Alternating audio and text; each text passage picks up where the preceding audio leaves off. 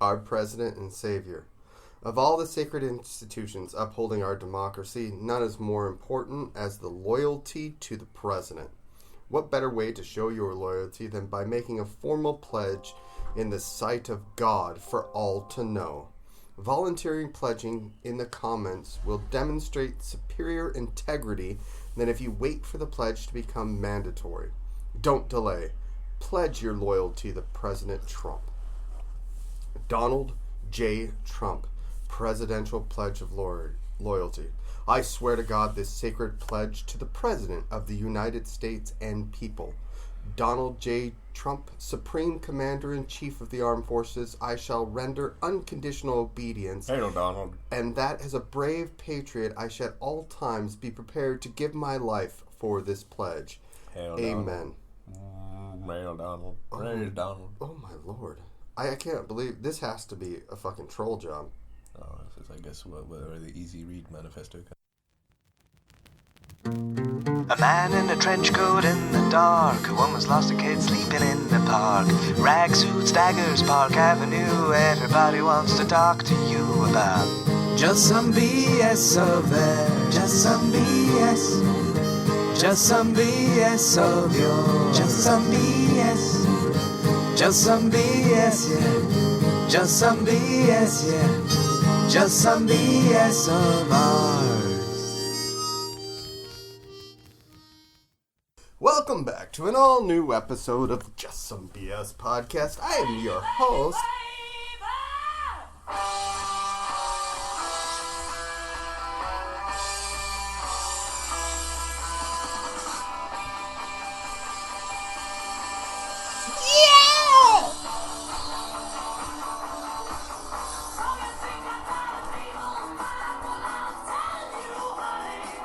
The world needs more Slade. I'm your host, the American Nick, joined as always by rockstar extraordinaire, the man with a plan, the beer doctor himself, Radavan. Beer doctor, how goes it? Come on, feel the noise. Also, check how it's spelled. Come on, feel the noise. Girls Rock Your Boys. That covered by, who was it? Motley Crue or Twisted Sister? Twisted Sister. Yeah, that was the one. Yeah. They desperately tried to break into America. Never could. No. And then other bands succeeded. Yeah, Twisted Sister. I recall that being an 80s trope of Dee Snider and his just fabulous pre-Ultimate Warrior makeup that just influenced my youth. Quiet Riot did it as well. Oh, was it? Oh, maybe it was Quiet Riot. Quiet Riot. I don't know. I did have the Quiet Riot album. This one right here. I had that actual LP, and I think I had the cassette. Okay. For you kids listening, there used to be these things that had music on them before your phones. Yeah, zip discs. It was a rectangle, and it had these things in it, and sometimes it would pull out. Rectangle. Yes. A rectangular LP. No, it was called a cassette. Oh, you're talking about MC cassettes? No. I'm talking about cassette. Cassettes? Oh, you mean those... Hold on. Which one do you mean now? Cassette. MC cassette, or do you mean those sort what of... What the fuck is an MC cassette? Maybe that's a British term for it. It's called a fucking cassette. Cassette tape. As we Google it. Yes, that's an MC cassette. Cassette. Okay, fine, whatever. It's a music cassette. If it's a cassette that plays... Because they used them from programming as well. If it's a cassette... that plays music, Jesus. It's an MC cassette. Right. Are we really going to start off like this? Already disagreeing about the MC and the cassette and what it is? Well, at least, we're cool level deeper than, talking about Betamax, which is all those pretentious nostalgic people talk about. MC cassettes is where it's at. Oh, okay. Yeah, the hipsters are all about the Betamax, right? Yeah, that's how you distinguish a fake hipster from a real hipster. Not that we sort of try to aspire to be either, really. No, I have no desire to be either or. Interesting week happening. But before we get into the nonsense that's going on across the ocean, the Conservatives and the Lib Dems released their manifestos. And now, living here, as I don't vote...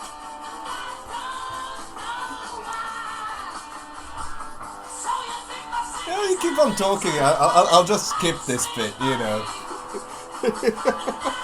Spending my time productively. We don't have an ASCAT license, so... It'd be funny, because this is the first time anyone's heard Slade on the radio for about 2 decades, so, I mean, it'd be funny if they sued us. Feel the noise! Girls, grab the boys! Anyway, fine, do your stupid little manifesto crap. We're all good.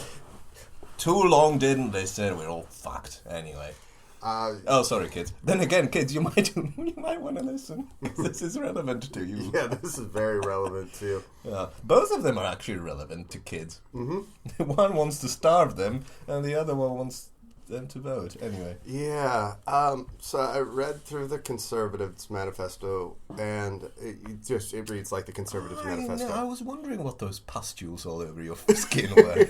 Yeah. So you're one of the ones who read it. Yes, I started breaking out in hives, and then I started speaking in tongues. I had hot sweats. I started getting dizzy. It was a horrible experience. Yeah, there's an easy remedy for that. Yeah, well, I can't go to the NHS anymore because they're trying to defund it. Oh, no, not that. Go kill a fox. You'll see how much better you'll feel. Oh, that's what it was. Oh, I forgot. I needed to go fox hunting. In this day and age where we're threatened by terrorists and the planet Earth finally having enough of us and sort of trying to blow us away, and no money, people dying, kids' lunches being stolen by the government. Yeah.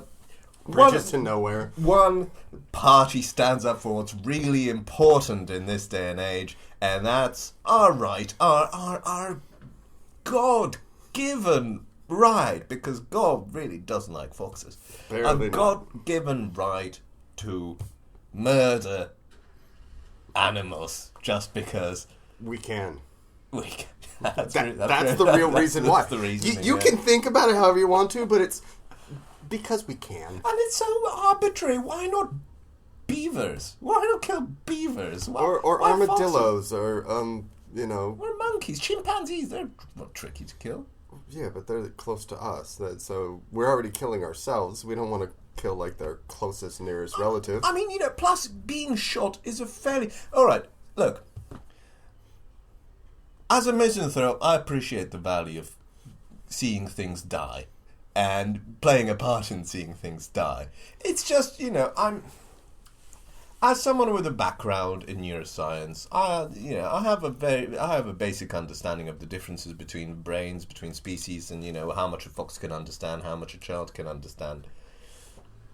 Being shot is a much more merciful way to die than being starved to death. So why are we starving children and shooting foxes? I mean, if you want to be compassionate about it, cut fox lunches and legalize children hunting. It's a much more humane way of going about things. This message brought to you by the Conservative Party. Be sure to vote Conservative. Election 2017. So I read through that. I read like a 1950s manifesto that maybe 1940s. It just, even I, as old as I am, couldn't really get behind a lot of the oomph that was behind it. The thing is, the Conservative Manifesto. It's a bizarre thing because Labour is the party that's constantly being attacked for outrageous spending, etc. If you look at both manifestos, one, and it'll become apparent which one, is slightly more detailed in terms of its numbers than the other. So, both manifestos say this is how much we're going to spend on that, and this is where the money comes from. If you compare the two, the actual one that puts on the largest amount of debt in terms of increasing spending but not increasing income is the Conservative one. Because frankly, it just doesn't believe in numbers, because they realise if they put in numbers, they'll have to actually, it'll be a measuring stick. But the Conservative Manifesto isn't... It's not surprising. It is what it is. Follows the conservative lines. There's a lot of Brexit, there's a lot of immigration, etc. It's a lot of... the things that perhaps scared a lot of people, apart from the one we'll get to, one thing that scared a lot of people is their pledge to create and to be a world leader in internet regulation. De facto being China. Yeah. In all, I mean, it is shocking, really. The technological illiteracy and the idea that if companies don't cooperate, they'll just won't be able to operate within the United Kingdom, and even the scary little things like ensuring that people aren't accidentally misdirected to pornography by search engines. So they're effectively now they're doing a China. Their whole ambition to be world leader in internet. For the sake of our economy and our society, we need to harness the power of fast-changing technology while ensuring that our security and personal privacy and the welfare of children and younger people are protected. Think of the children. This is reason number 597 why I despise children with a passion. Everything's about taking care of them. Well, no, it's important to take care of children, but it's the responsibility of the parents, not the internet. Internet censorship doesn't work. And people say, oh, just use a VPN. What do you think is the next thing that they'll ban? Oh, yeah, they're going to try to figure out a way to stop ban. I mean, even now, if you use Tor, that automatically, as far as they're concerned, is a reason for suspicion. And they have said so previously that if you use Tor, then that's one reason to look into what you're doing. VPN, that's probably somewhere in between, but still. But, okay, but that's that. So the Conservatives get scary. It's normal. We've talked about their internet plans quite a lot on this thing. So this is just formalizing what they were talking about. I mean, it's a bit of a cynical one, because then she's also talking about empowering workers' rights. And if you remember, we talked about this when she became prime minister. There was a lot of she gave a very socialist speech. Oh gosh, yes. It was a lot of workers on the boards of companies, and companies will have to make sure that they publish the ratio between executive pay and average worker pay, which is something the Labour Manifesto actually taps into as well, where they're saying that government contracts cannot be awarded to companies that have a more than 20-to-1 ratio. The Conservative one doesn't go as far. It says they'll force companies to publish the ratio.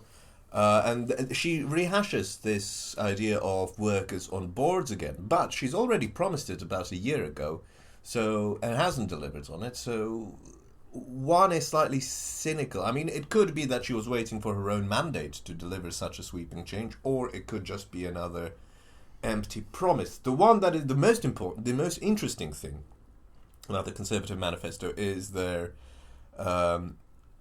approach to pensions, and they're going to end triple lock, which is essentially going to mean that pensions will fall down with the rest of our wages in terms of real income, and the social care reform, which is the most controversial, which even prompted several Conservative Party senior members to express their concern about this. To summarize it very briefly, old people are, to summarize it in the Lib Dem way, which we'll get into, old people are frail.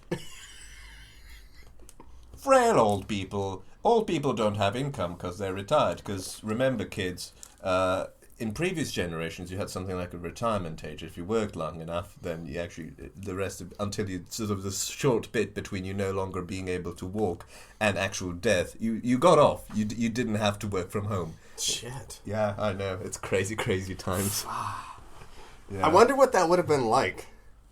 I'll never see it. So I'll work past the day that I'm dead. Honestly, I think this is the same thing as the Ark of Covenant. It's just a myth that it's like the Modern Testament. It's like Southern Rail used to work as well. I equate those things. Okay. There used to be a retirement. There used to be Southern Rail trains. It wasn't just a mythical concept to scare commuters with. Anyway, so where was I? So old people are frail. Old people need help. Therefore, the state pays for their care because, well, old people have worked all their lives. That's how they got old. and the state could give something back. Up until now, this wasn't means tested. So basically, anyone who was earning less than, I think the latest number was something like £23,000 a year in terms of pension, anyone who earned less got their care paid for. Anyone who earned above that progressively had to pay more and more and more. Yeah.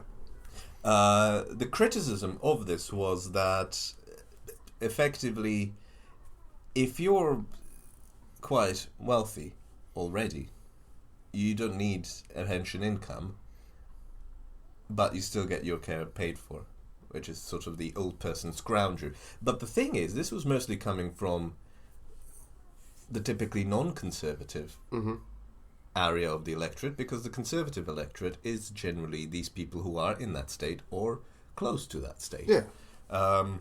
So what the new reform does is raises this £23,000 threshold up to £100,000. So anyone whose wealth, and this is the key phrase, anyone whose wealth is below £100,000 gets their care paid for. Anyone whose wealth is above £100,000 has to pay for their care. Yeah. Now, you think, hold on, so they just raised it. Yes, but the definition has changed from income to wealth. Mm-hmm. So from what you actually actively make to, or passively make, but money coming in, to what you actually have as a whole. All of your assets. Which means that if you earn below that 23,000, so your pension is say 15,000 a year, but you live in a house that's worth 300,000, you pay for your care until your wealth goes down to 100,000, and then the state begins to pay. Mm-hmm. When I read this, I thought, well, this is fantastic. Because you'll never own a house. But then I read it in the Conservative Manifesto and thought, what's the catch? No, because in effect, what it does is, and I'm a big supporter of, not necessarily 100%, but let's say 99% inheritance tax. Yeah. I don't believe people should inherit what other people have acquired, because it is not very good for society or for the economy. I believe in meritocracy. So you should, fine, acquire wealth, but spend it as well. Because it's your wealth. It shouldn't be passed on to somebody else just because they won the genetic lottery, as far as I'm concerned. The next person, once you've lived in your mansion, the next person who gets that mansion shouldn't be someone who was born into that mansion. It should be someone who has actually contributed enough to society to have that mansion, if you know what I'm getting at. It's extreme, it'll never be voted for. This is the closest thing to 100% wealth tax you're getting, effectively, because it means as long as you live, you will pay from your wealth until you have about 100,000, which then can get passed on, which is nowhere near to buy a house in Southeast, but enough in the other bits of the country. So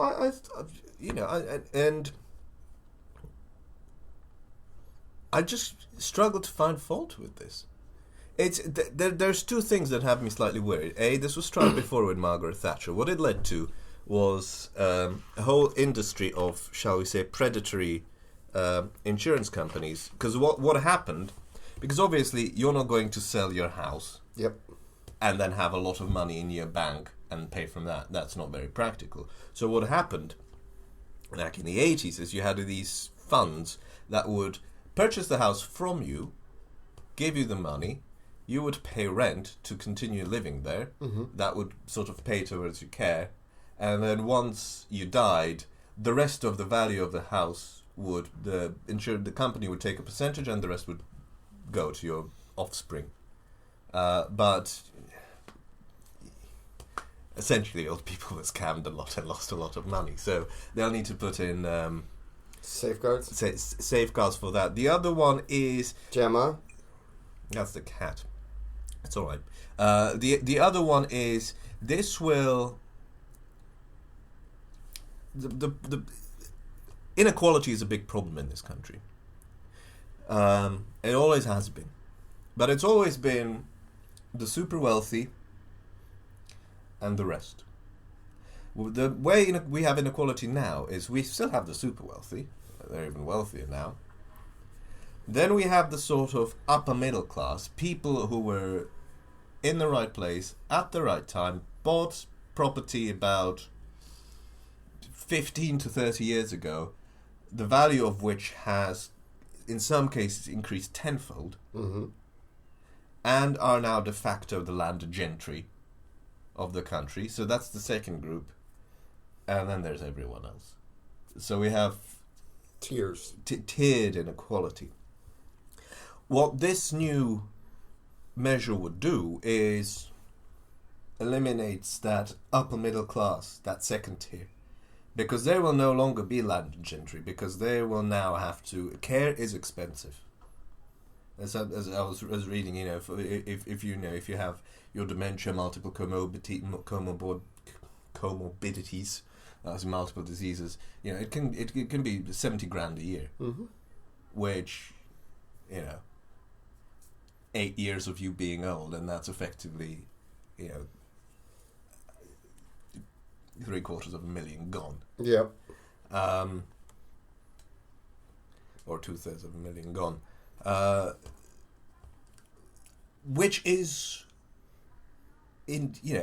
which is kind of going to level the playing field, one hopes, because property will become much more of a flux, and perhaps it'll be more attainable for people. There's still overall problem, there's not enough houses, so it'll be who gets there first sort of thing. But it still doesn't eliminate that top tier. So it's again going to end up in this feudal, the super wealthy between everybody else. But hey, that's how Bolshevik revolutions happen, so I'm all for that. From the Conservatives, we move on to the Liberal Democrat. Who's a good Liberal Democrat? So the Lib Dems released it, and when they released it, I didn't read the easy read. I was reading the regular one, and I'm reading through it, and I was like, oh, okay, this is fine. And our designer in the office, somehow it opened up the easy read. And he goes, oh my gosh, have you seen this? And I'm like, what the hell are you reading? I'm looking... I've got two screens. I put it on one. He's got two screens. He's got the easy read on one. I've got the regular one on one. And we literally just put them next to each other because I was trying to figure out what the hell he was reading. So then I searched it out and I found it. And I started reading through it. And how do I put this? The easy read appeals to 5-year-old children. Look, we all knew that Lib Dems want to reduce the voting age to 16. No, they want to reduce it to 4. This shows their cynical long-term goal. And they're already starting their early campaign against 6 years old. I will put a link to the PDF of the easy read into the show notes for this episode, and I implore you to go through and have a look at the fantastic use of clip art, the horrific... There you go. The horrific use of PowerPoint. Look, put children first. I understand the whole concept of the easy read. It's for people who... Okay, what is easy read for? Easy read for is... To make fun of? Well, see, this is what I don't understand. If we need to put up easy read versions of manifestos, I fear for the democracy, really. But because manifestos are meant to be accessible by definition. Now, easy reads are generally for people who don't speak English very well. Okay. Which is fine. I'm not necessarily convinced that the right way that because they don't speak English, they play with Duplo, which this manifesto seems to suggest. I mean, there are plenty of people who don't speak English who can master Lego, like the average voter, And then there's, okay, fine, people with disabilities. But even if I had a disability, would I want to be patronized in this? No, this it's so fucking condescending. This is the thing. It is very it's like the Conservatives would, like the Conservatives would publish a manifesto just for foxes. Yeah. And they would all be just sort of fur themed. In places where to poo, to where dogs will roll in it, like it maps. We'll make pox more common, or whatever it is that foxes carry around. Yeah, well, it'll be like a way for the foxes to know what trash day is where in their area, so that they can dig through the trash on a specific. It's fucking horrible. I sent it to my designer friends, and they asked, someone pay £10 for this. Well, I was talking to the designer, and I went like this, and I went, I refuse to use PowerPoint. I think it's horrible. It's atrocious. If I'm going to do anything, I'll do it in After Effects or Photoshop. I'll build it that way. And I went in on Friday morning to try to recreate this. I was just like, okay, I'm just going to try to recreate it real quick. It took, and I haven't used PowerPoint in, 7-8 years. It took me 47 seconds to find these images that they obviously illegally stole. No, they do give credit at the end. Okay, pictures by photo symbols. Okay, I didn't see where the. You didn't read. Oh, it's a fascinating read. I didn't read all the way to the bottom where it says, "Note: This manifesto says what the Liberal Democrats want to happen in the United Kingdom. The Scottish and Welsh Liberal Democrats decide some things they want to happen for Scotland and Wales. This means some things in this manifesto are for England." I didn't read all the way to the bottom of this. I just got, I think, to where it says the ballot box photo, and I went, "Oh, look at that! This is so God." But I mean, let's I mean, we could literally read through this entire thing, and it would take us about 4 minutes. But just the choices of the images as well. First one, Tim Farron, fine.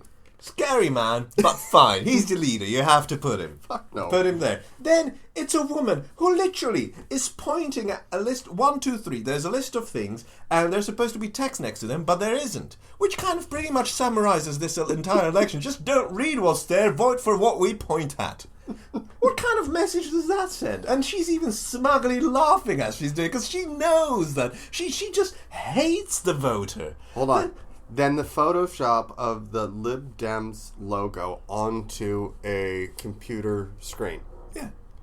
It's not Photoshop. They just dropped it on top of it in PowerPoint. Yeah. I know, I rebuilt the same thing. But if you have such a cool desktop background, at least make it make it downloadable from your website so that everyone can have this fantastic. It's minimalist design at its finest. Really, have a look at this. Then there's a really scary European Union flag about to devour a whole table full of people. After that, we have the world's most unenthusiastic supporter of the Liberal Democrats. I mean, this woman couldn't be more disgusted at approving of. She's literally, her face is saying, "Fuck, has it come down to this? Has Britain reached the point where I have to support the Liberal Democrats and this shitty little crap manifesto?" I need a drink. After that, we have the most, and listeners, download it. Nick has posted a link, so download it and we can go through this together. Yes. Have a look. It's after the unenthusiastic woman, we have the most blatant example of electoral fraud I have ever seen, where you have an option to, clearly this is something to vote for Europe, and you only have the option to vote for Europe because the ballot box is Europe. Yeah. After that, we again have, doesn't matter what we actually say, just vote for number 1, 2, 3, 4, 5. Then we have some young Nazis around the table, and then we have a spoiled ballot. So you have a little picture of a Europe referendum, right? And it says yes or no. It's a fairly fucking easy one to figure out, right? What does the voter do? He starts doodling all over the European flag, spoiling the ballot. Now, we all doodle in meetings, don't get me wrong. But the guy that was sitting in this meeting that was doodling, and they went, yeah, that's what we should do.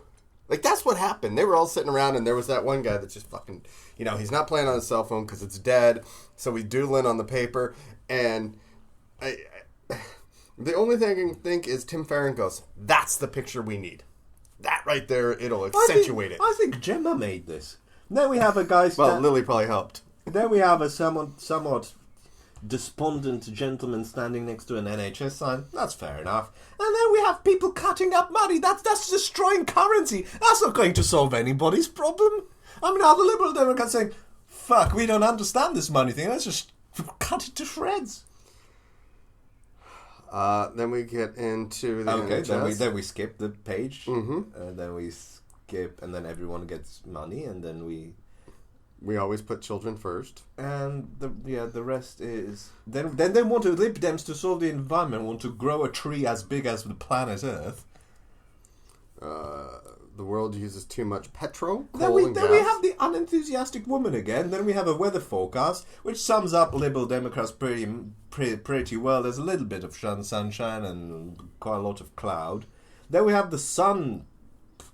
I don't understand that. Are they trying to put off the sun, or is it... I don't know if they want to just get rid of it or maybe harness its power. And then we have a group of people about to be run over by a bus.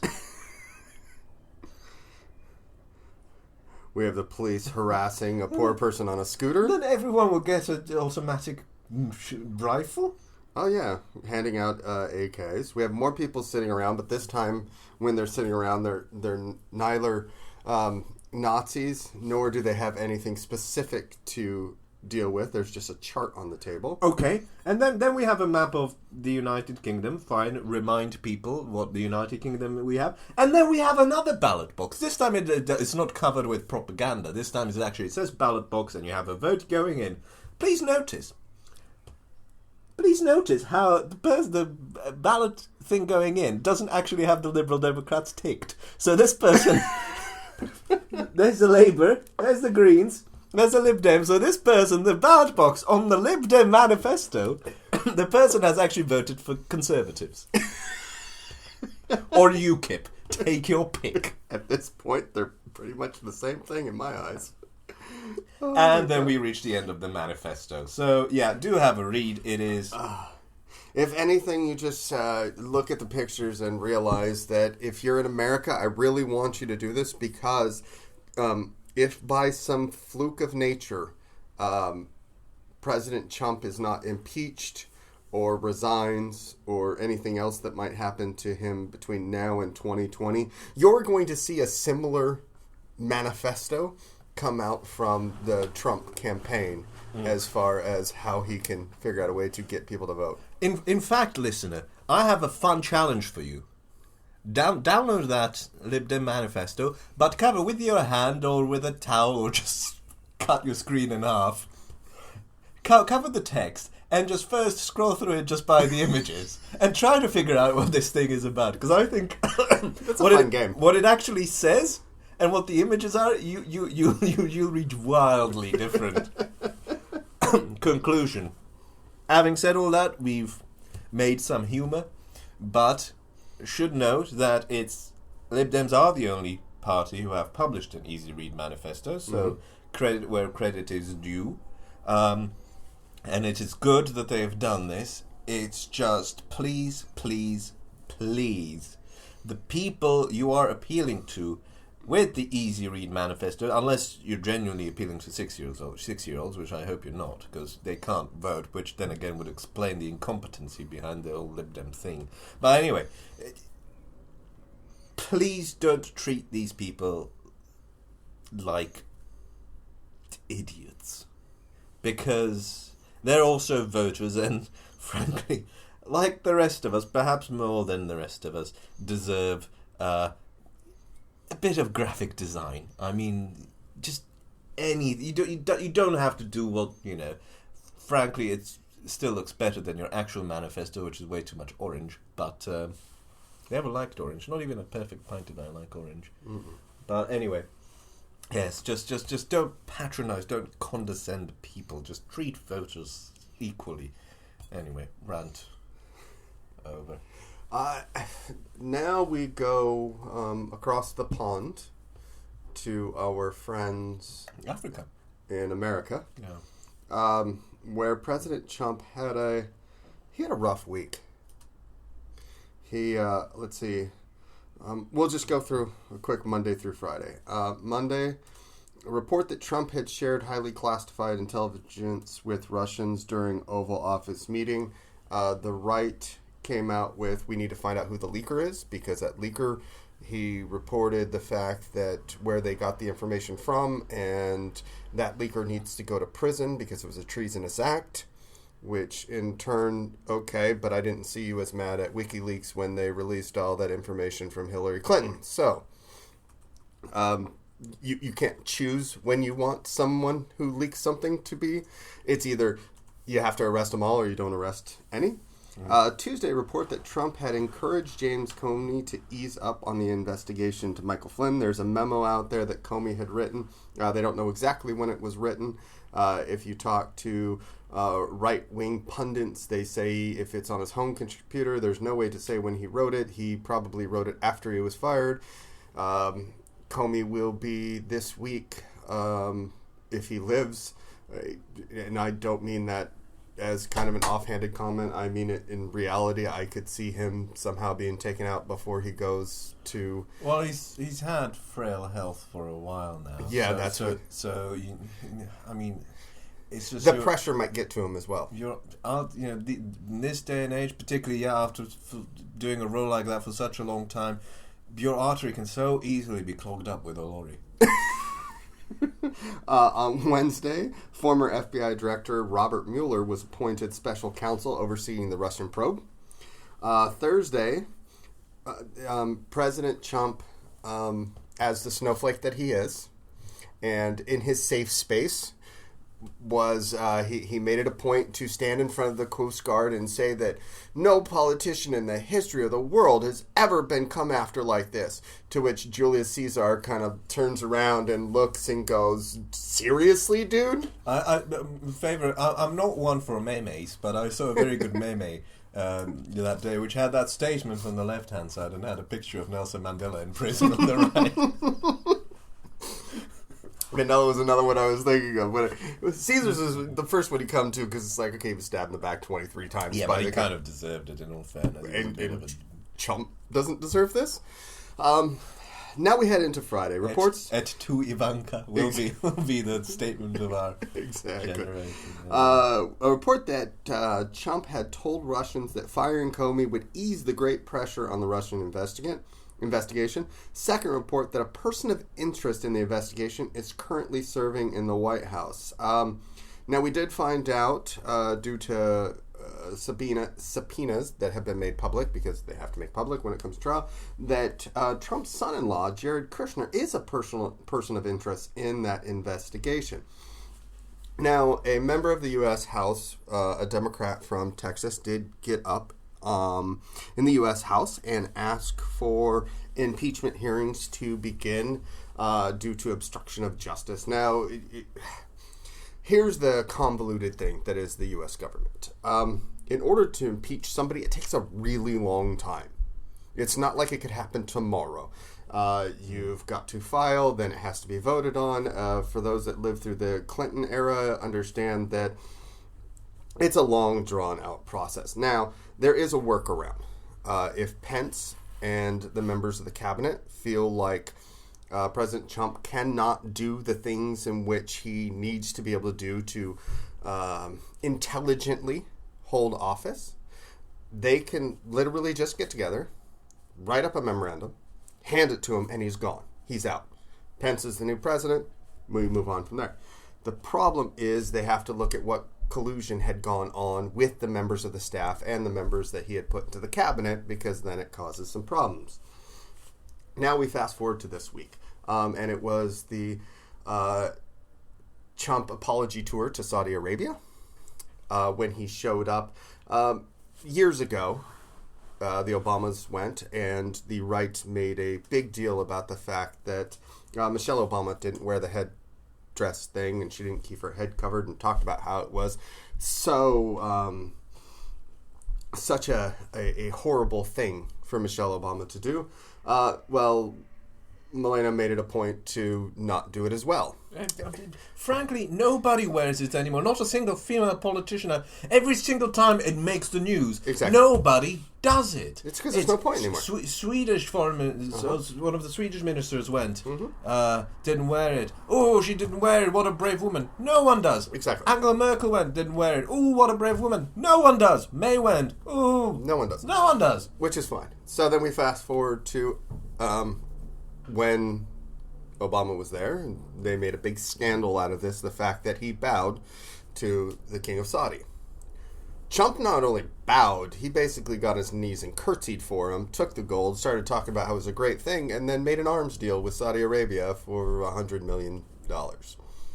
Because you're going to put America first. I'd like to have an arm worth $100 million. Yes. Yeah, so but Theresa May copycat. She did it first. Well, see, it's horrible is because I was in America during the time, and I recall that President Chump, when he was then running for office, said that the criminal Hillary Clinton was in Saudi Arabia's pocket, and she would bend over backwards for him, and, she is all about the Saudis' money, yet he ran over there. That's the first place he went to go visit. More importantly, he did say that if there's firm blame to be placed anywhere for 9/11, it is at the hands of Saudi Arabia. Yes. He said that multiple times. Multiple occasions. To which I guess this is the failure of the American public to understand what he's saying, because the general seems to be the interpretation of it was this is a bad thing. Saudi Arabia is bad because of this, which what he apparently meant is thank you for creating prime real estate. Wow. Hopefully, see, this is another thing. This is another whole tie into it. Apparently, the First Lady has individuals that are working for her on her staff that scour the interwebs for anything that's said that's negative towards her or President Chump. And she has been on a course of suing individuals. So, I put it forth now, the JSBS pod, and if we need legal counsel, hopefully somebody out there will jump on board with the legal counsel. Oh, you get sued. I have nothing against President Trump. He's a democratically elected leader. But I do want to mention the fact that his wife... now, in terms of the actual true definition, she was actually an escort. She wasn't a prostitute, but she was an escort when they met. She was a pretty woman that was hired to hang out at these events, i.e. an escort. So the fact that she was an escort, not a hooker, never said she's a hooker. I want to clarify that and not say she was a prostitute because, well, the Daily Mail was sued for saying she was a prostitute, but she was an escort by the literal term of the word. So, Milena, I get you're hiding in New York. You're costing taxpayers something like $6 million per month because you don't want to live in the White House. And let's be honest, I wouldn't want to be in the same house as that creepy 70-year-old man that you married just for money, allegedly. Have your best. You can send your email, your lawsuit to jsbspod@gmail.com. For the attention of Nick. That's fine. Send it to the attention of me. I duly await your ongoing litigation battle because, well... I don't think it really matters whether what one does or not. 30 years ago now. Well, it's if that is the case, you're saying that anyone that 30 years ago was a racist, and they're not a racist now, it doesn't matter. Yeah. You murdered somebody 30 years ago. Now, it doesn't really matter. As long as you're rehabilitated, yeah. But how can you say they're rehabilitated? What is the proof of rehabilitation? Well, the way they lead their life. I mean, if someone... There's plenty of people who've been BTK gave up killing for 20-odd years, and you could have said he was rehabilitated, and then when bind, torture, kill, he was a murderer, serial killer in the U.S. He had the longest dormant that they could think of as far as serial killers. He went dormant until somebody posted something about it, and he had to jump back in and say, no, this is who I am. And then he made the mistake of getting too involved in the investigation and basically shot himself in the foot because he sent a message from his church, not knowing that they could track IPs and stuff back to that church to know that he was the one that was using the computer. Not very tech savvy individual. Maybe someday we'll talk about him. I do want to take one moment, though, before we... Also, there's quite a difference between murder and, entertaining people. Well, I don't know. Plus, there's nothing wrong with... I mean, I don't know if she was an escort or not. I don't frankly But care. it's an escort. You're using the wrong terminology. I don't say she was a prostitute. I never said that. She just was an escort. Okay, fine. Even if the First Lady would have been. Not this one. Or any sort of presidential wife. Or even a president. I mean, there in Italy, you have members of parliament who used to be prostitutes. I have no problem with it. It's a normal profession. I don't understand. It's the oldest profession known to man. I don't understand what the big deal is. I have no problem with it. I just want it out in the ethos, because if she has a point of suing people for infringing upon their right to free speech, Sessions has made it very clear in this administration that if you laugh at him, you will be held accountable. And they're trying to do similar to what the conservatives are doing with the internet. They're trying to do it with free speech. I believe free speech is the main core point of democracy, and without it, democracy will fall. And if they infringe upon that right of that free speech, there's no way to go forward. It's done. I do want to take one quick moment because I have to say something really quick. First off, I found out we have some Polish listeners who don't speak English, which is very odd to me, but I do want to take one moment and say dzień dobry. I'd also like to say miłego dnia. So miłego dnia, mama. Do widzenia. A quick shout out to the ex-mother-in-law, because she apparently watches these videos on Facebook and wonders what I'm doing talking to the strange guy with the weird hair. Okay. It's not a bad thing. Yeah. You are the strange guy with the weird hair. Look, I fully expect most of our listeners don't actually speak English. I mean, they would stop listening otherwise, wouldn't they? One thing I want to do real quick before we get into some of the local breaking news that we want to say, I want to make sure that you guys go over to jsbspod.com. You will see on the Spread the Misery, you will see a little link over there that looks like the iTunes podcast icon. I put that in there. We want you to click on that, rate and review the show.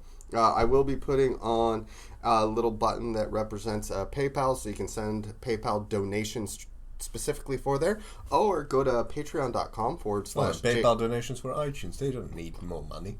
PayPal donations for us. Oh, but we're not iTunes. I know.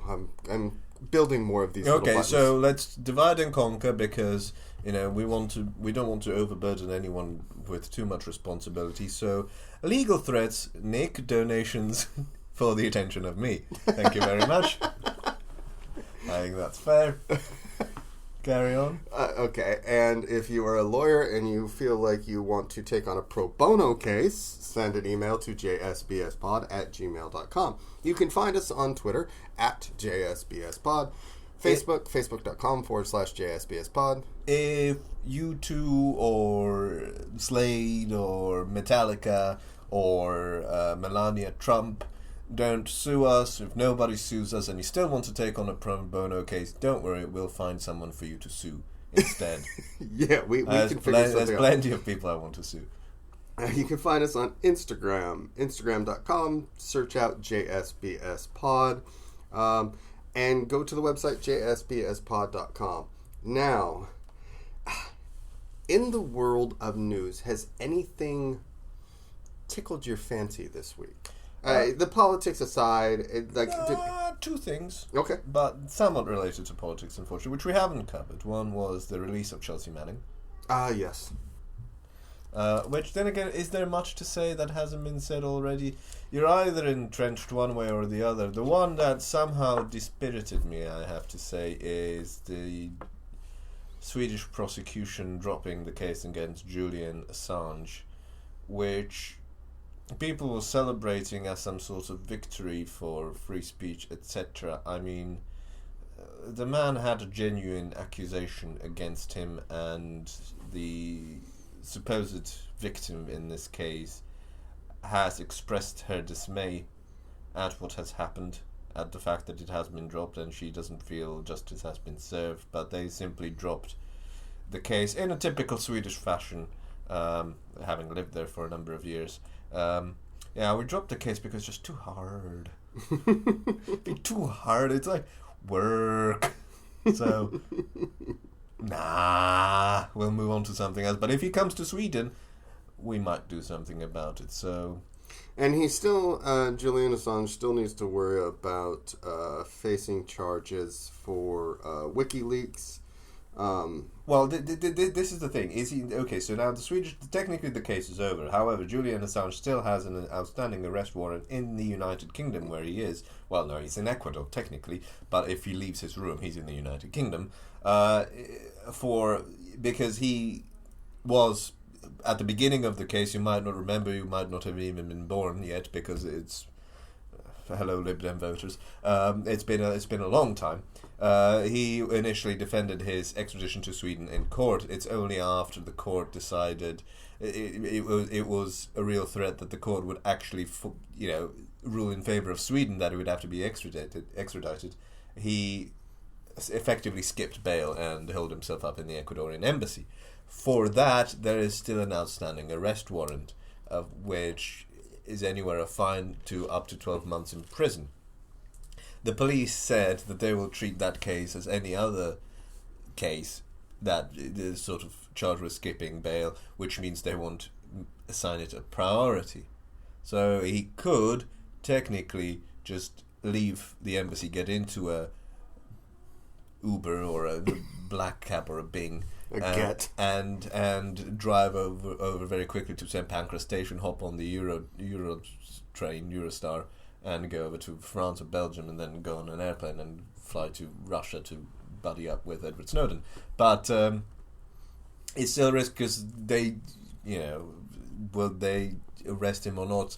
The permanent police patrol from outside the Ecuadorian embassy, because at the great expense to the taxpayer, the Met Police have kept a permanent patrol around all the exits of the Ecuadorian embassy.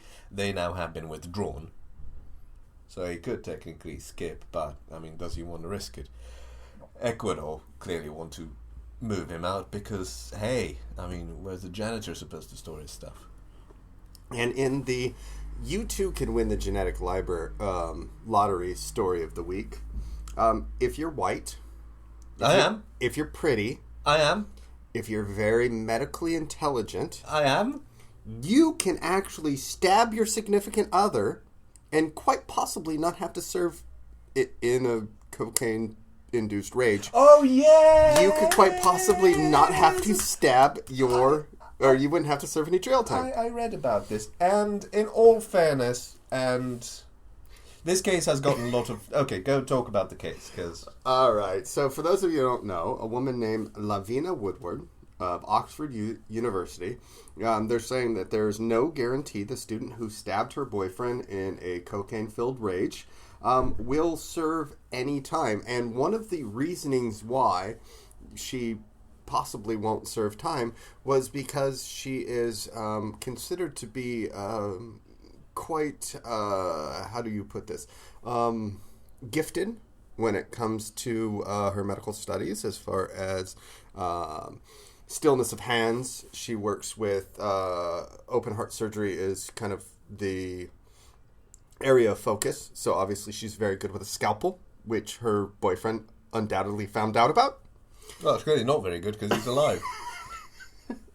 That's like a failed Oski. But here's the thing. Oski So being a practical if you're 24 years old, I mean, she's relatively attractive young woman. I've seen some other pictures of her, and she, casually looks very attractive.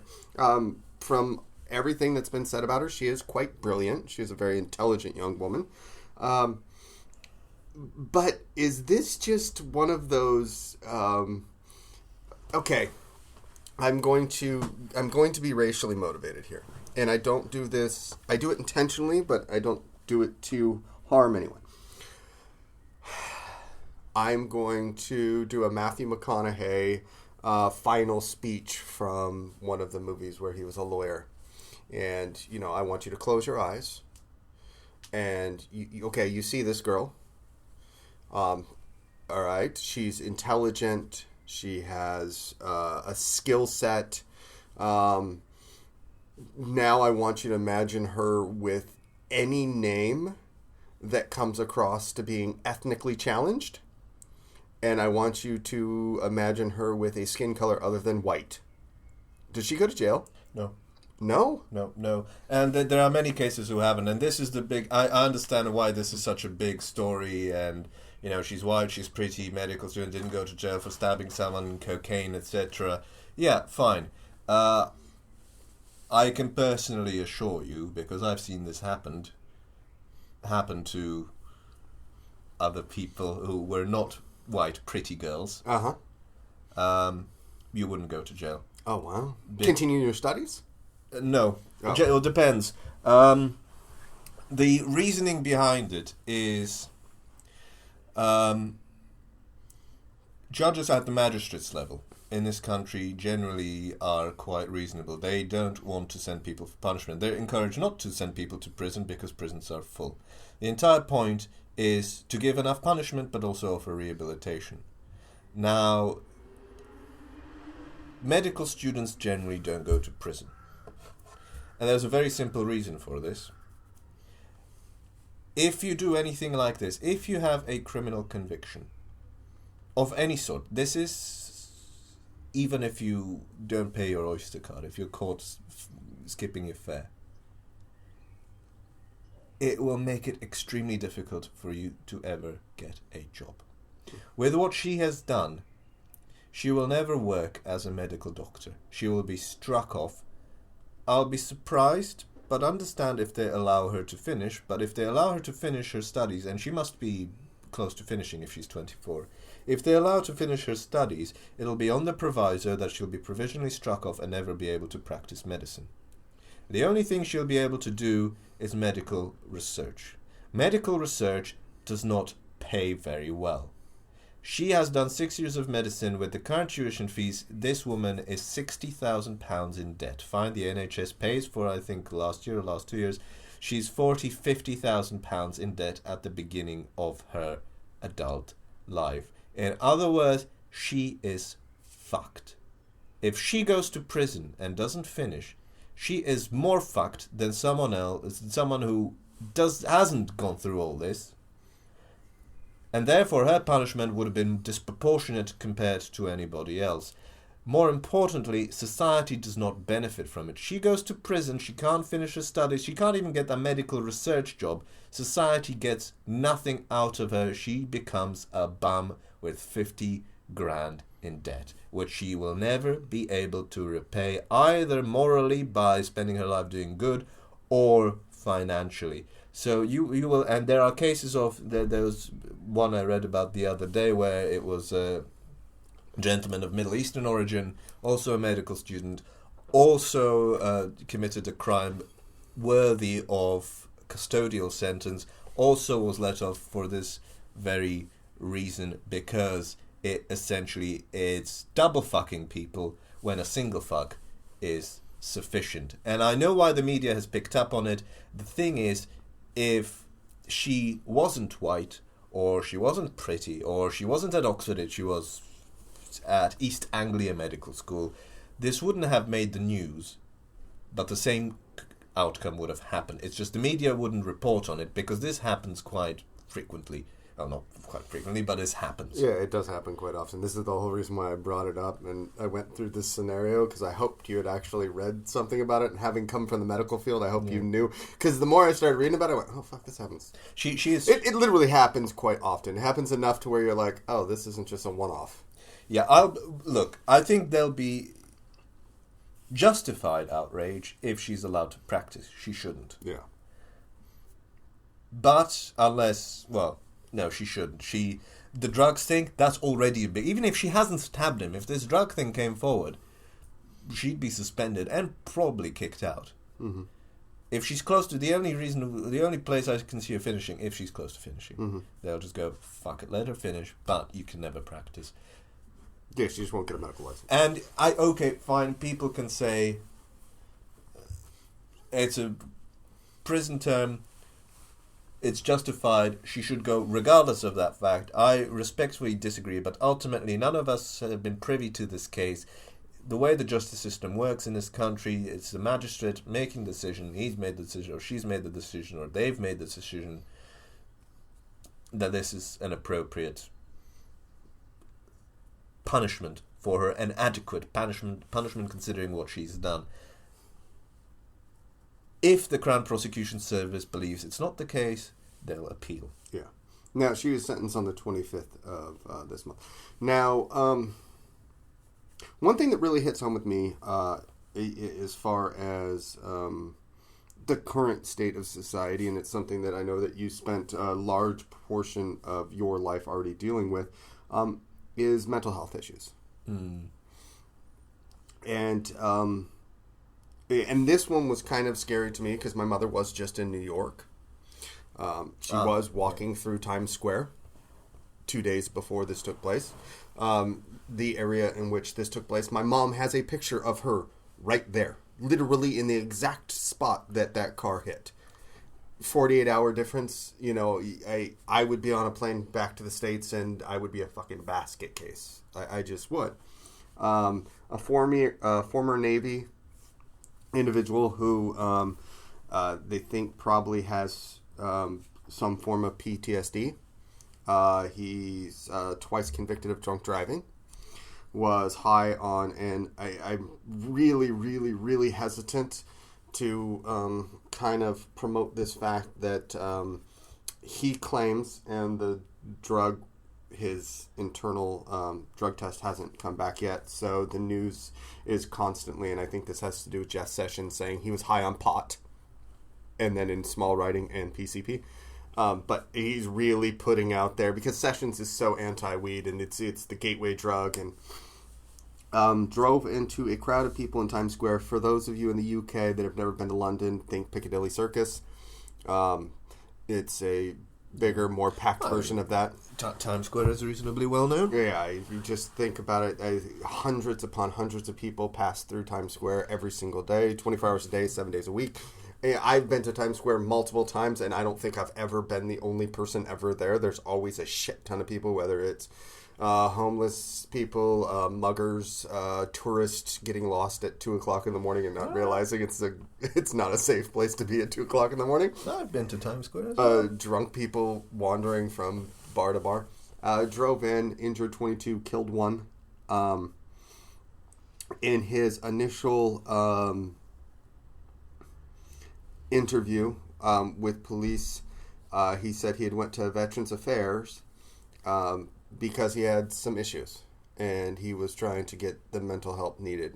He was trying to get a job. He couldn't hold down his job. He was trying to get a girlfriend. He was trying to do this and that, and he was losing the battle. And he decided that you can see photos and videos of him dancing in front of the police. He wrote a letter, a suicide note, that basically said he wanted death by cop, suicide by cop. Mm-hmm. Cheers to New York Police Department for not shooting and killing him, which goes against everything that we've seen out of America as of late as far as cops not shooting people. They didn't. And they arrested him. They apprehended him, roughed him up a bit, tore his shirt a bit. He got a little black and blue, a little bloody face. Kind of kicked the shit out of him, just a bit, which I think he's entitled to. But now becomes the question is, mental health is continuing to become an increasingly important thing in societal talk. Mm-hmm. Understanding mental health. Yep. Realizing that it really is a problem. It's been a problem forever, but now we need to combat it. Now it's something to where we need to deal with it. Yeah, now we've kind of stopped starving and fighting each other, so, I mean, it's something we can actually address now. It's not like crazy people have all of a sudden appeared. Yeah, it wasn't just like last week all of a sudden, oh, somebody went crazy. This is the first time. Holy shit, let's put this down. People have been crazy forever. Since there's been human beings, there's been crazy motherfuckers. The problem as well is, unfortunately now, individuals that are on that path either A, they're so drugged up on so many different cocktails of things that I know my brother was on a bunch of different things that, whether it was mood swings, whether it was chemical imbalance, whatever it was that got to him, it changed everything about him. And he said, I can't take those because I don't feel like a person anymore. I always feel dead. He finally was able to find the cocktail that actually works for him, gets him back to that, okay. But it took a long time. And if it was something to where,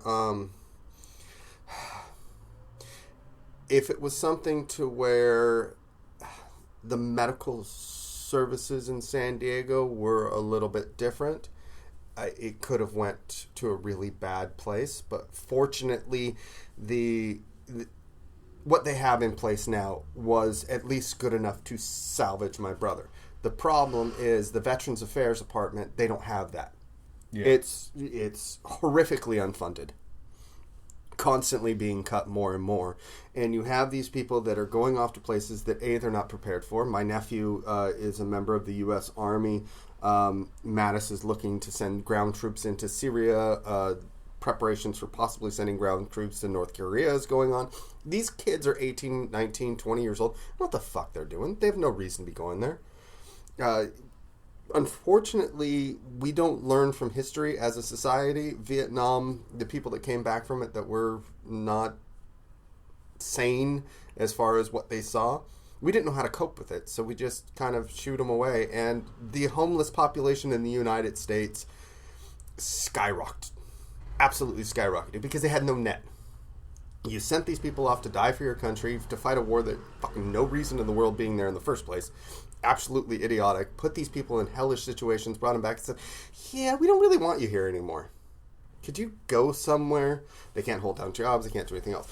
So as a society, hopefully, this is a horrific event, but I think it shines twofold. Is it shows that we need to do more to help these people that are in those situations, and we can't just shoo it away. It's not going to fix itself. So we need to take responsibility for it. And it'll be bloody hard. Oh, it's not going to be easy. Because you have two choices. I mean, the thing is, my experience of the whole thing is, for most cases, not all. I mean, you have, certainly for chemical-induced psychosis, the only treatment is drugs. But I mean, often the best treatment is counseling or therapy, just an opportunity to work through your problems, but that is notoriously lengthy, expensive, which is why we have the medication culture, which helps but has all the problems you talk about. But we're particularly now a very traumatizing society in so many ways. We are now moving to going through a major transformation, spurred on by the new digital revolution, internet, etc., flirting with virtual reality, flirting with mass technological unemployment.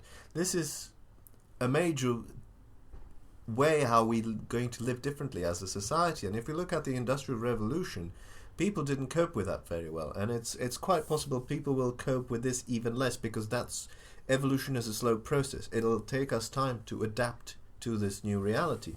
We're not equipped to adapt to it. Therefore, it follows that there'll be, I hesitate to use the term epidemic, but it's the closest to what I'm describing, an epidemic of mental health problems we are simply not equipped to deal with. And my fear is that it's just going to lead to mass medication. And there already is enough mass medication out there, but it's just going to create a whole lot more. Plus this perverse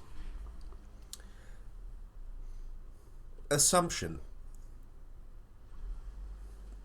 with regards to we should be happy all the time. Now, PTSD is different.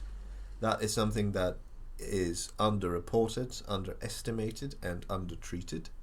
Psychosis is very prominent. If someone just goes batshit crazy, you tend to see it. But it's extremely tricky. A lot of mental health is depression. And it's very tricky to see, any therapist who's done it for a long time will tell you that some people kill themselves, and it's difficult to tell. Because, I remember talking to colleague, and he was saying, yeah, no, I once had a guy. I worked with him for 2 years, and he just was miles better. And these particular 2 weeks, he was really, really cheerful. And he was going on a trip to Glasgow, because he's never been to Glasgow and always wanted to see it, because he loved Scotland, loved whiskey, etc. So he wanted to go to Glasgow. So they had a very good session. Chap went to Glasgow for the weekend, where he got a hotel and he hung himself.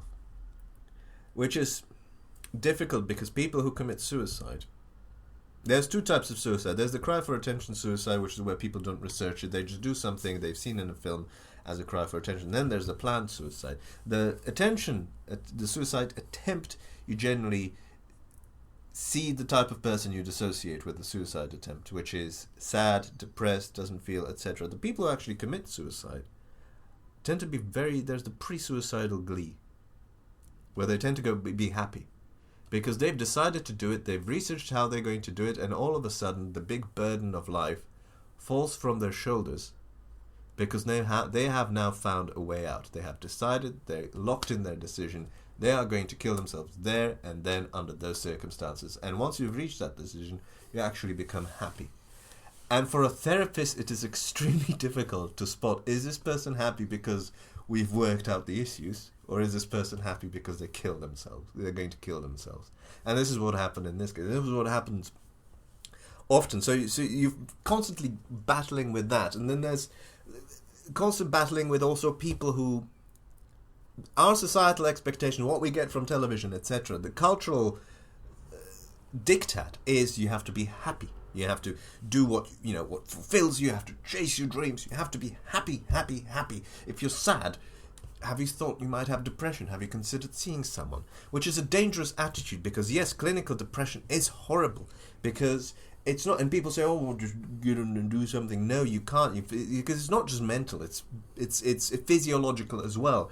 It's all, yes, you don't feel anything has any purpose, you don't feel good about yourself, but you also physically can't get out of bed, you're paralyzed. I've been through it. I think many people have, if not everybody, has gone through a period where they just feel, fuck, if the ceiling collapses on me right now, I don't care. But that's not the same as sadness.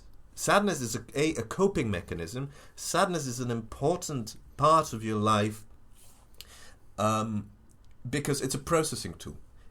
If you're sad, it means you need to withdraw for a bit. If you sort of have this depression of sorts, it needs to you withdraw for a bit and you analyze what's going on in your life, and it's a mechanism. It's an actual neurophysiological mechanism for you to help figure out what's going on and to find a solution. It's the yin and yang. It's important. And what I fear is, as we head over to this, and mental health is becoming a big issue, and that's great. What I fear is going to lead to an over-medicated society, and we'll somehow lose this processing tool, this coping tool that depression is, and we'll all just sort of try to either be flat or happy, but you can't be just flat or happy. Happiness becomes your new normal, and you just all go flat. And I'm just really worried what's going to happen.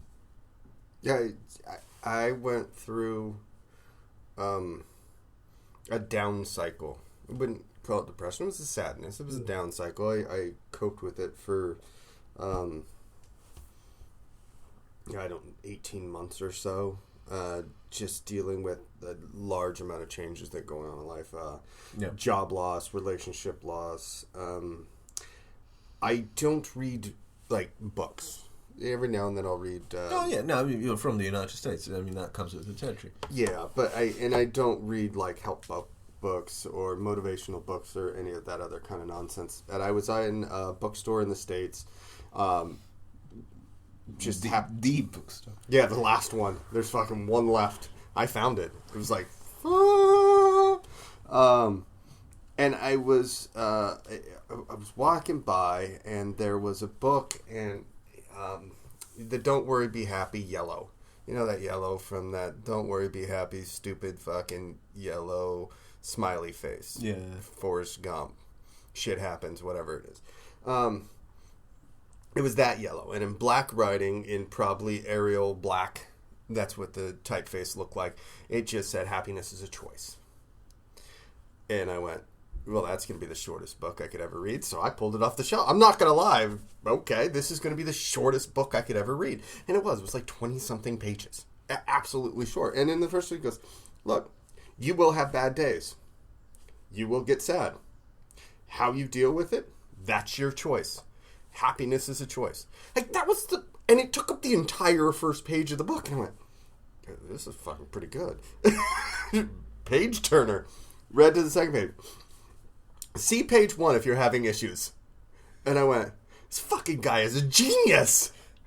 What, lived in Manifesto? But, and so I stood for, it probably took me 14 minutes or so to read through this entire thing twice, because I did read through it twice. And it was the kick in the ass that I needed. It really was. It was kind of a turning point where I went, you know what, yeah, I'm going to have bad days. We all work in jobs that sometimes we go, fuck, I hate my job. You know, we find things to find happiness. I get frustrated beyond frustrated with Lily sometimes, and I just look at her and I go, I'm going to fucking strangle you, you little eating, shitting machine. You drive me absolutely bonkers. But then I think about it and I go, I could have it so much worse. Things could be worse. I know people who are in worse situations than I am, so I look at it, and I know it's not the right way, but I do a very comparative analysis in my head. And I think of the worst things that could possibly happen to me and realize that none of those bad things are happening to me. So I'm thankful for what I have. I'm thankful for my health. I'm thankful for all 10 fingers and toes. I'm thankful for the dog. I'm thankful for the friends that I have in my life. And I figure out a way that every day when I wake up in the morning, I go, you know what? I'm not going to take drugs. I'm not going to do this. I'm not going to do that. I'm just going to find something to be happy about that day. Because it's a little, to me, it's not an end game. It's the journey. So I'm like, you know what? Today I'm going to find a reason to be happy. Whether it's coming here, I took a different route than I would normally take. And I walked through. You have a very amazing park next to the cemetery. I didn't even know it was there. I had to walk through it when I got off the bus, and I went, Waterloo Park, yeah. It was very nice. I was like, wow, this is really cool. It was like, and it was refreshing. It was just like, oh, okay. And, you know, smile on my face, and reached out to somebody via text as I was walking here just to send him a message because I was thinking about him. And I went, you know what? Today is a good day. Birds are singing. Sun's somewhat shining. You know, it's a good day. It depends on how Liverpool play. Well, we know that your depression is going to be based solely off that. Now, this is going to be a truncated episode because we do have some things to do. I will truncated, only over an hour long. Yeah, well, normally they're pushing that 2-hour limit. So, this week's person is going to be very short and sweet while Radovan pulls up everything about where in the world we're going today. He was born... born on July 18th, 1895 in Memphis, Tennessee. George Kelley was an interesting young chap. He grew up in the Prohibition era of America, where he started with a little bit of bootlegging at 14. He spent a few months in jail for bootlegging and ended up getting into, a little bit of kidnapping. Just a little bit. I mean, we all go through that phase. I remember my phase. Anyway, carry on. The kidnapping then led to a couple bank robbers, because he met the bank robbers while in incarceration. To which... then he got into murder. And he got a nickname, Machine Gun Kelley. He's one of the most famous Prohibition-era gangsters of our time. He was one of the longest-standing members of the, probably the most infamous prison in the entire world, Alcatraz, where the guards and media decided to take the piss out of him by naming him Pop Gun Kelley, because he was such a hard-ass gangster and murderous son of a bitch when he was out, but was the quintessential model prisoner in his entire time in Alcatraz, to which then he was moved to Leavenworth Prison, which is in Kansas City, and oddly enough, he was born, supposedly, now it's America. It's late 1800s. They don't keep exact dates because some people say it was 1895. Some people say 1897. His kids claim it was 1900. They all say it was July 18th. He passed on July 18th of 1954.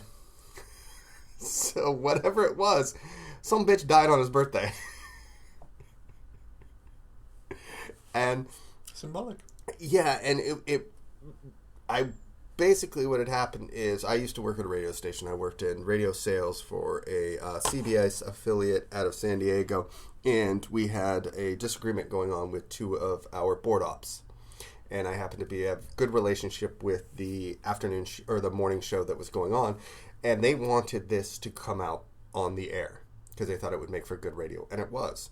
And one of the board ops, who, for those who watched MASH, looked just like Radar from MASH, turns to this other individual. All the 6-year-olds going, yeah, I remember. Yes. Turns to this individual and just looks at him and says, I hope you die on your birthday. Which to me is still the greatest line you can ever say to somebody, because it was just like the shittiest thing you can imagine, because your birthday is supposed to be happy and cheery. And he just looks at him and just goes, I hope you die on your birthday. To which he ended up with diverticulitis or something like that of his intestines, and spent 6 months in the hospital starting on the day of his birthday. To which, at that point, even still now, I'm friends with this person on Facebook, and I never say a bad thing to him because he's got some juju curse that he can put on you, and you're going to die on your birthday. So I stay away from it. Big ups, Aaron Ward. I like you, kid. We're always going to be friends. Shout out to Jeff Dossett and Dave Palais from the Dave and Jeff Show. They have a podcast, and they were the on-air talent that hosted this melee between these two board ops. Fair enough. Yeah. And an important lesson that, Mr. Kelley probably could have been a productive member of society. We all have a threshold. And frankly, if someone tried to buy my alcohol, you'd need 3 Wikipedia articles to cover the carnage I would cause. Oh. Yeah, bootlegging. For those of you who like Las Vegas, you can thank bootlegging for it. The Kennedy clan, bootlegging, the rise and fall of wealth in America, bootlegging. Kind of everything goes down to it. Do you have a story that somehow ties into alcohol? Yeah, surprisingly. Plus, we're trying to get to the pub, so just as a public service announcement, if you see a beer by a brewery called The Brewery, which is spelt with a U, not a W, but if those who drink craft beer might be familiar with them, they sort of specialise in sour, interesting beers, and we've had them. If you remember one of the Perfect Pint Christmas parties, that was the pub crawl. Yes. Towards Brick Lane. One of the beers we've had in the first pub where we met was a brewery. It was this Rouge sour beer. It was absolutely fantastic, and we've had it since at the Cask Pub and Kitchen, not too long ago. So that's that brewery I'm talking about. They have been bought out by private equity firm Castania Partners. Oh, God. So that's another one, bite the dust. There's been some people saying, well, this is not as bad as AB InBev. True. And they're not, Castania Partners aren't in the beer industry. They're a private equity firm. Their entire business model is buying companies, restructuring them so that they become attractive to other buyers, and then sell them off at a profit. So, yes, they're not like AB InBev. They're the middleman. So, yeah, that's the brewery gone, I'm afraid. Well, if you want to support local craft breweries, etc., they are no longer one. So, you're welcome. There's not enough. There's not going to be any breweries left. It's going to be Cottage in Northumberland, pretty much. It's getting to be. It's sad at this point. But even Cottage now does good beer, so I'm worried about the future. Anyway, right, travel. It's good that we don't have time because this week's travel is very, very, very boring. Oh, wow. Okay. We're going to... Well, it's not boring, but it's just... I mean, it's an interesting country. It's just nothing's really going on. A bit. Apart from one thing, which doesn't take very long to cover. This week we are traveling to... No hints this week? I mean, last week I got the... Bible. Think Bible. Think water leak. Plumber didn't show up, so water leak, flooded world. Athens? No. Flooded world. Noah's Ark? One person built a boat. Jerusalem? So one person built a boat, saved animals. Arabia? And caused massive inbreeding in Noah. Yeah, we have Noah. Yeah. And then he sent out a dove, which landed at the top of a hill, which signaled the end of the leak. Plumber finally got back, showed up with his van and plugged it, and so that symbolized the end of the leak. And this mountain was? No idea. Mount Ararat, which is the national symbol of? No idea. Armenia. So, and this is the funny thing is, Armenia, if there has been a country that has been most fucked in history, I'm not sure Armenia is it, because we talked about Angola, but Armenia has a pretty good shout. So Armenia is in the Transcaucasus region between the Black Sea and the Caspian Sea. It's where you find Georgia, Azerbaijan, and all these other fun countries. But Armenia, historically, actually is a very progressive place. They claim to have the oldest Christian church going. I mean, their national symbol, Mount Ararat, is in the Old Testament, and a pretty big thing in it. But it kind of goes to show that Mount Ararat isn't actually in Armenia. It's in Turkey. Just how fucked by history they have been. There was a point. I mean, Armenia has been its own kingdom for a very long time. They have fantastic wine. They have stretched from the Caspian Sea, and if you take out your globes and look at the Caspian Sea... But the Earth is flat. How does a globe work? Okay, or your flat globe, depending on what persuasion you are of. Look at the Caspian Sea. The Armenian people, the Armenian sort of land where the people majority are stretched from the Caspian Sea all the way to Israel, going via Turkey. Now look at Armenia today. Armenia no longer stretches that territory. No. And this is largely... So Armenia was... Half of it was... Yeah, as the centuries wore on, Armenia couldn't protect itself. So part of it became Russia. Part of it became Turkey. And then World War I came about, and the Armenians in Turkey weren't treated particularly well. So a lot of them joined the Russian army and fought against Turkey. So Turkey... didn't like the Armenians for that reason. And a completely unrelated incident,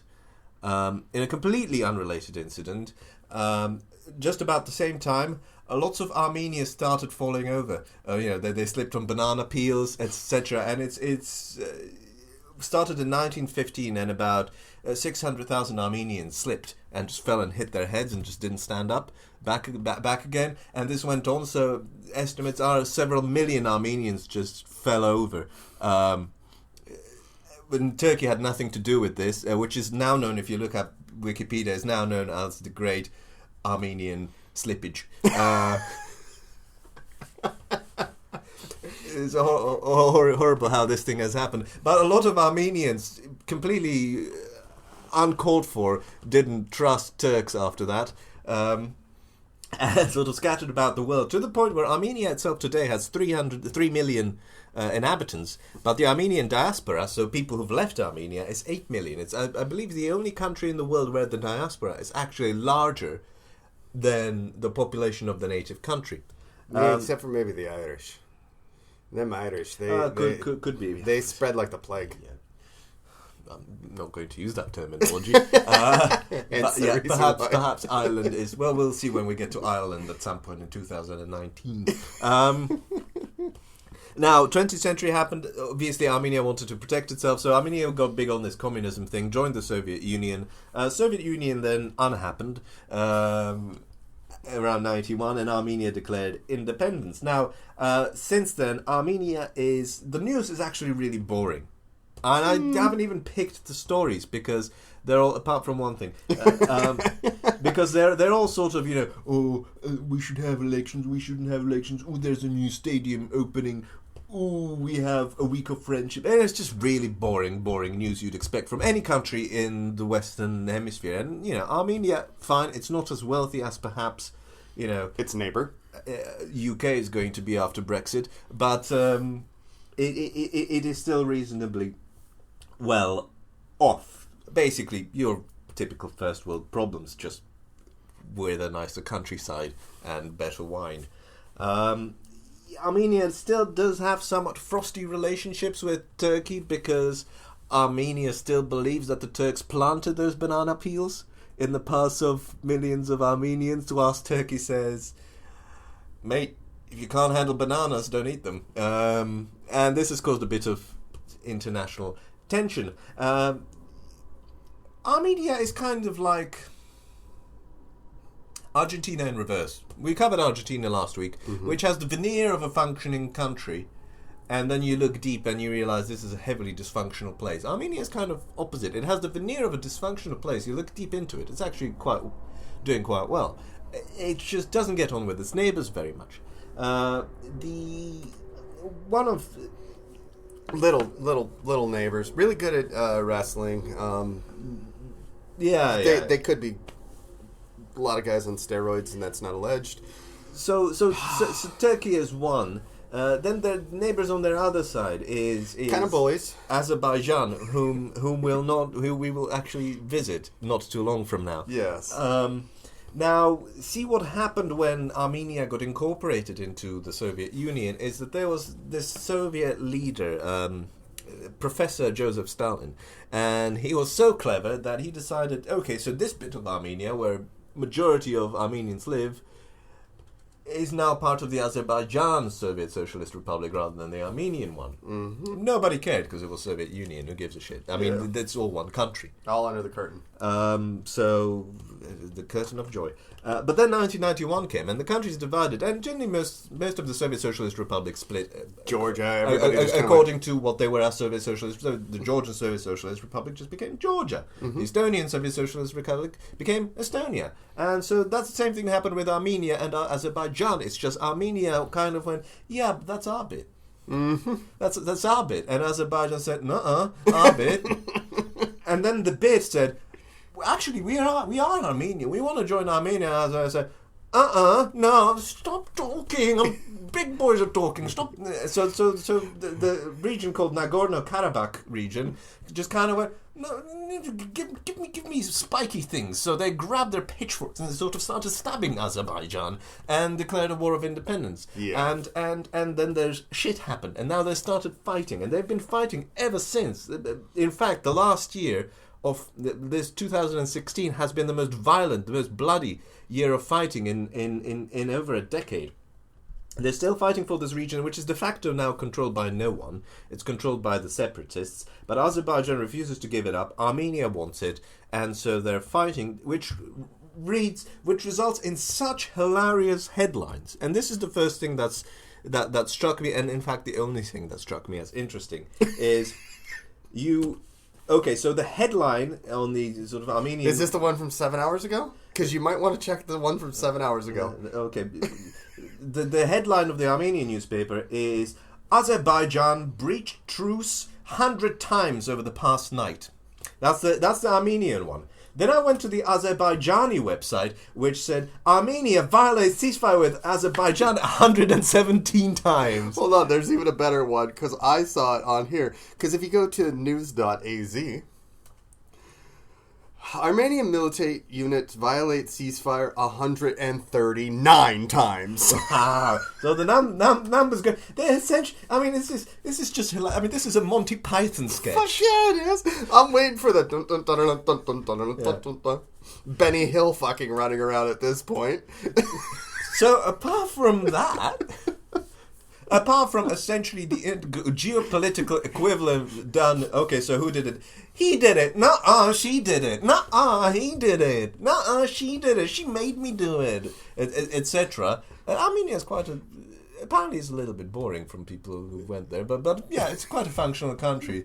But this sort of stuff only makes it fun. It's sad that people die, and they do. Yes. 12 civilians have died this year, and something like 300 soldiers. Yes. We're not laughing at the victims. We in no way. We're not laughing at that. We're just laughing at everything around it. Exactly, because when you see a clusterfuck, this has probably been the funnest part of this adventure around the world that we're doing, because you see these things going on in the news, and we tend to get a bit of history behind them and everything else, but then you realize that you're jaded to clusterfuckism.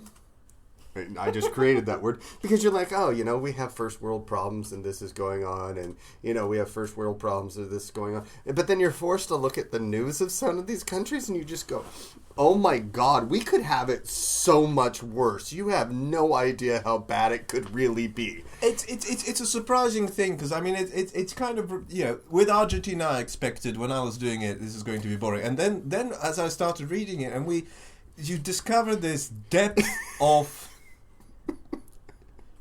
cynical hatred for what's good in people, and it kind of chills you to the bone, because I didn't expect what we were talking about last week, and then I go to Armenia and go, this is going to be fun, and then you find there's nothing going on apart from this one thing that kind of does everything else. You just go, oh wow, it's so boring, it's so quiet, other than those guys over there. But we don't talk about those guys. But even then, it's like, dudes, this is what happens all over. Just fuck's sake. It's a fucking line on a map, bro. Yeah, exactly. It ain't real. And there's nothing even. I try to. I mean, is it natural resources or what? There's nothing there. It's not like they're fighting over oil. And come on, Azerbaijan. Armenians, I mean, does it make you feel cool that, Azerbaijan, look, you're the equivalent of a guy who's sort of not really one of the cool kids, but it's not bully. He's the sort of guy who clings on and tries to be one of the bullies. So when the bullies beat up the nerdy kid, and the nerdy kid is literally lying on the floor, glasses all broken, sort of trying to reach for his bag so he could crawl back home, you're the one who goes, you tried, and starts kicking him and feeling all cool. It's not cool. You just come across as a bit sad. And then again, we're going to cover Azerbaijan next time, so perhaps there's a reason for this. Maybe Daddy has hit Azerbaijan. And this is maybe there are some issues. The point is, Armenia, Azerbaijan, we have school counselors for a reason. Go talk to them. They're paid to do this sort of shit. Now remember, find us on the web at jsbspod.com, facebook.com/jsbspod. You can connect with us on Twitter at jsbspod. Like our videos and photos on Instagram, jsbspod. Give us money, patreon.com/jsbspod. And PayPal. You can send PayPal donations. We use the email address jsbspod@gmail.com. For all litigation purposes, you can send email attentionnick@jsbspod.com. For all relevance, be sure to send it to Beer Doctor. Anything that's not litigation incorporated, send that in care of the Beer Doctor. And take 30 seconds. Go on iTunes, leave a review. If it's 1 star, that's fine. I don't care. But give real criticism. If it's 5 stars, you're probably high. I like you. I appreciate you. Or you don't speak English. Yeah, you could be. Do widzenia, mama. We're off to the pub. He's got to go see his Liverpool. So that's roughly, I don't know, hour and a half of your life you're never gonna get back. Stay strong and stable, listeners. A man in a trench coat in the dark. A woman's lost a kid sleeping in the park. Rag suits, daggers, Park Avenue. Everybody wants to talk to you about just some BS of theirs. Just some BS. Just some BS of yours. Just some BS. Just some BS, yeah. Just some BS, yeah. Just some BS of ours.